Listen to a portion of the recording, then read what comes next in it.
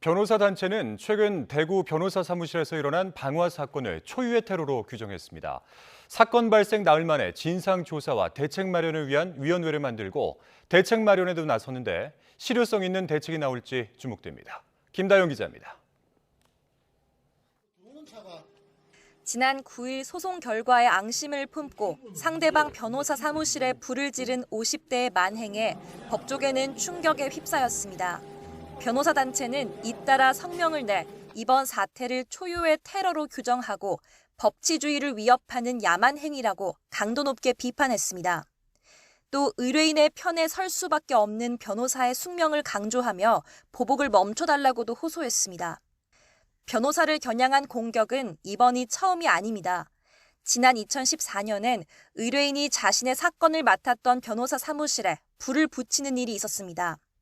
변호사가 자신을 속이고 상대방과 짜는 바람에 재판에서 진 것 같다고 의심한 겁니다. 그 이듬해엔 박영수 전 특검이 재판 결과에 불만을 가진 건설업자에게서 흉기로 습격을 당했습니다.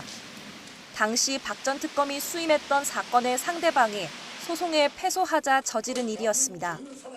이딴 보복성 범죄를 더는 개인의 일탈 수준으로 치부해선 안 된다는 게 법조계 입장입니다. 대한변호사협회는 대구 방화 나흘 만에 대책특별위원회를 구성하고 대책 마련에 나섰습니다. 대책위는 유족과 피해자에 대한 지원을 우선으로 진행하고 제도적 보완책을 마련하는 데 집중하기로 했습니다. 2시간 동안 진행된 첫 회의에선 법률 종사자 보호와 처벌 강화를 위한 법제 정비에 대한 의견이 오간 거로 전해졌습니다. 고소 고발인이나 증인뿐만 아니라 재판 업무 종사자에 대한 보복 범죄도 가중 처벌하는 규정이 필요하다는 주장도 나왔는데 변협은 우선 피해 사례를 모아 실태 파악에 나선다는 계획입니다. 이 설문조사 결과를 토대로 유관기관과 협력을 해가면서 실질적인 대책 마련이 가능하도록 준비할 예정입니다. 일각에선 양측 대립이 극단으로 치닫는 소송이 아닌 조정이나 중재, 화해 절차를 활성화해야 한다는 주장도 제기되지만 근본적인 해결책이 되긴 어렵습니다.